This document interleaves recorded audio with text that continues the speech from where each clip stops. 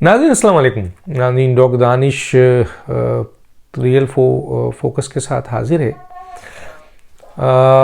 आज कराची में बल्दियाती इंतखाब हो रहा है और सुना है टर्न ओवर बहुत ही कम है। बाहर अभी लोग देर से निकलते हैं तो इजाफा भी हो सकता है, तो इसका मैं आपको आगे व्लॉग दूंगा कि क्या सूरत हाल है, क्योंकि एमक्यूएम ने शायद बाईकाट किया है और पीटीआई भी शायद हैदराबाद में उन्होंने यहाँ से बाईकाट किया है। तो जो भी सूरत हाल होगी बताएगी, लेकिन अभी तो ट्वीट लेके मैं आपके सामने आ रहा हूँ। एक तो मैंने ट्वीट किया है कि the most incompetent and unreliable politician in the history of Pakistan is Imran Khan. अब इनकॉम्पिटेंट में दो चार ही बातें ही बता देता हूँ, पूरी लंबी है कि जी मैंने जन कब्र बाजवा को एक्सटेंशन दे के गलती की, मैंने हुकूमत लेके गलती की, मैंने अमेरिका के ख़िलाफ़ बयान दे के मैं गलती की, मैंने आपके फना को जनरल नदीम अंजुम को DGI बना के गलती की, मैंने आपके पाकिस्तान के परवेज़ इलाही के साथ इत्तेहाद करके गलती की, मैंने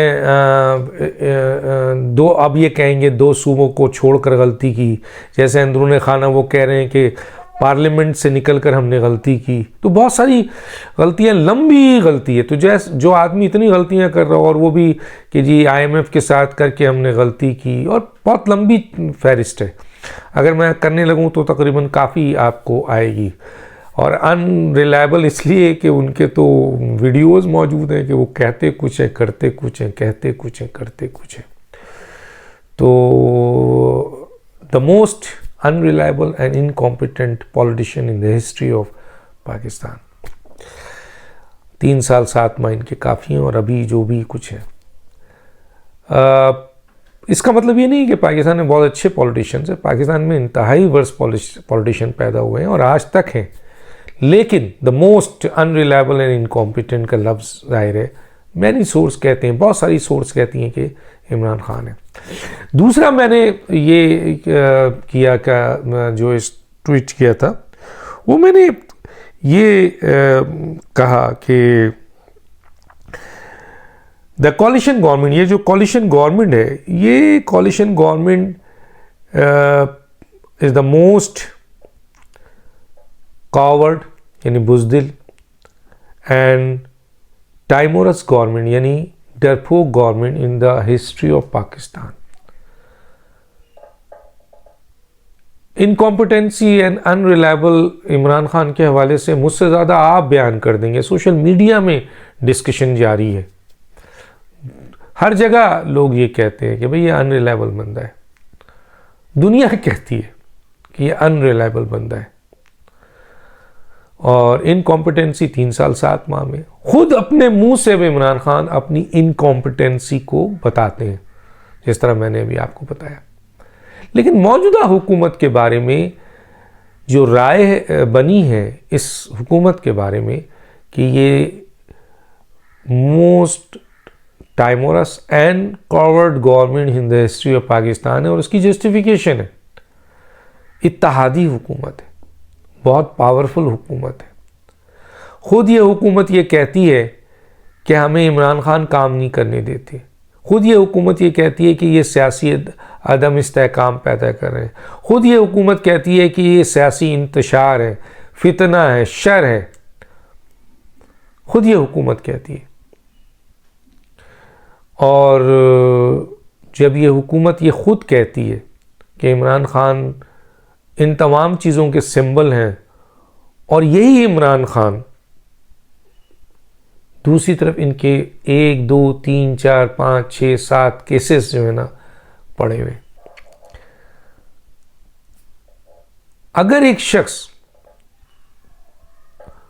शर है, फितना है, सियासी अदम इस्तेहकाम पैदा कर रहा है, लोगों को लड़ा रहा है, तफरीक पैदा कर रहा है, पाकिस्तान के निज़ाम के लिए ख़तरा है, सियासत के लिए ख़तरा है, कौमी सलामती के लिए ख़तरा है, तो फिर उस शख्स का कोई इलाज, और वो इलाज जो मेरिट पे हो रहा हो, ये नहीं कि आपने ये फैसला कर लिया कि बस मेरा दुश्मन है तो हम मार दें। नहीं नहीं, अब आइए कि ये आप इस्टेब्लिश कर रहे हैं। अब इधर आइए कि जब 5 जजेस ने अदम एतमाद की तहरीक पर ये बयान दिया, ये इस्टेब्लिश किया, ये फैसला दिया कि इमरान खान ने आइन तोड़ा है,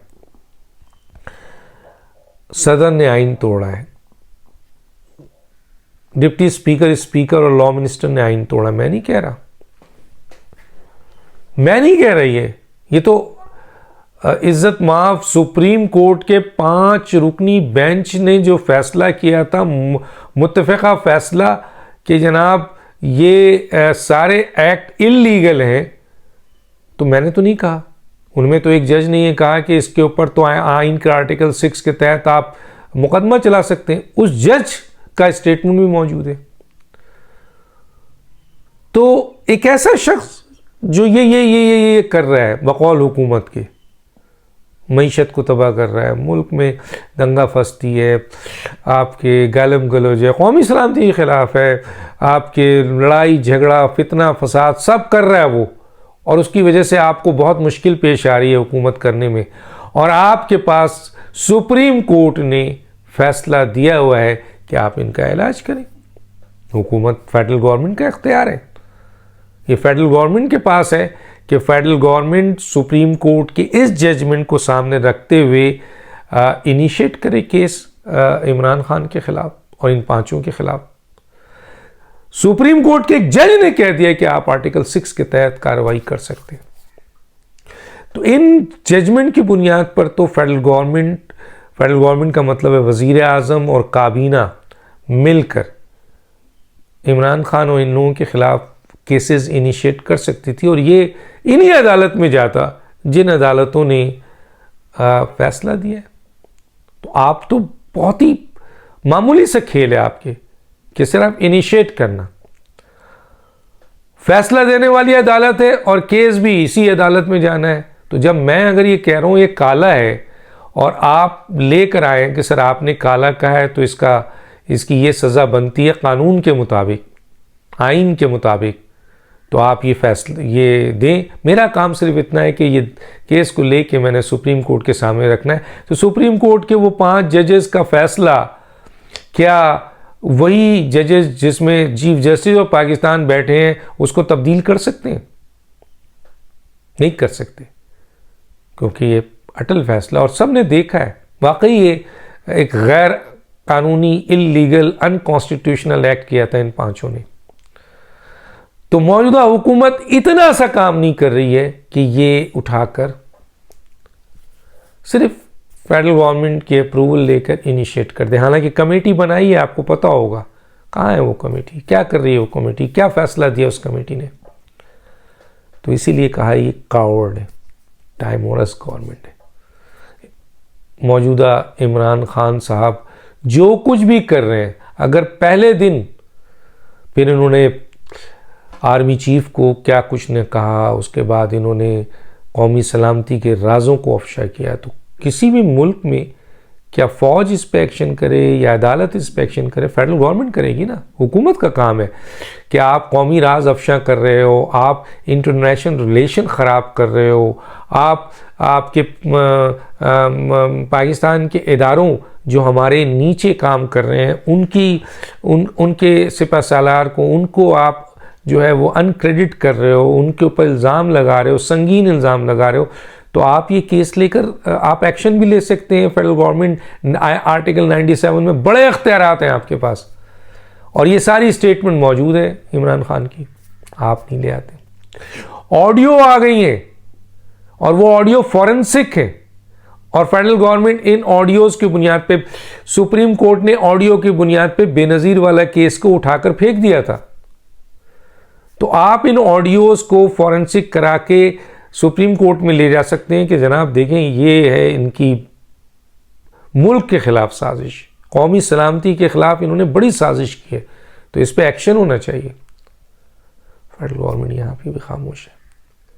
फेडरल गवर्नमेंट यहां पे भी खामोश है कि जब इलेक्शन कमीशन ने कुछ 76 या 86 सफ़ात के ऊपर 7 साल पुराने केस के ऊपर 2-3 चीज़ इस्टेब्लिश कर दी और उठाकर उन्होंने फेडरल गवर्नमेंट को दे दिया, और खुद उनका जो काम है वो कर रहे हैं। और वो क्या दिया उन्होंने फेडरल गवर्नमेंट को? उन्होंने फेडरल गवर्नमेंट को दिया कि आप ये party foreign funded party establish. कौन कह रहा है? Election commission. ये इमरान खान जो हैं वो सादिक और अमीन नहीं है, इन्होंने झूठा हलफ दिया। कौन कह रहा है? Election commission. ठीक है जी। और इमरान खान ने फॉरेन फंडिंग में करप्ट प्रैक्टिस की है। कौन कह रहा है? Election commission.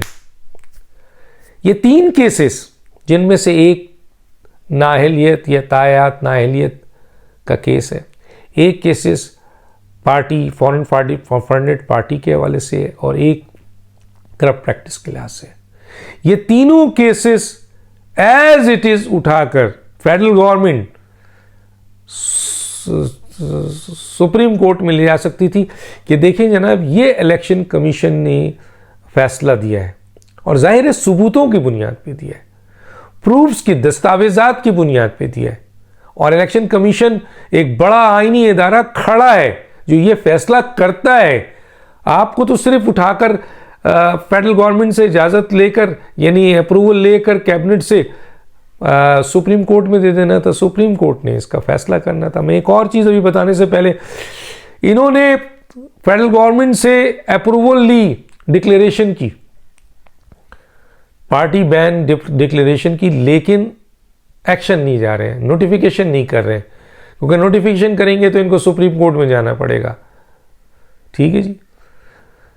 तायात नाअहली के ऊपर नवाज शरीफ ने कहा 48 घंटे के अंदर सुप्रीम कोर्ट से फैसला लें, और इलेक्शन कमीशन फैसला दे रहा है कि ये आपके सादिक और अमीन नहीं है।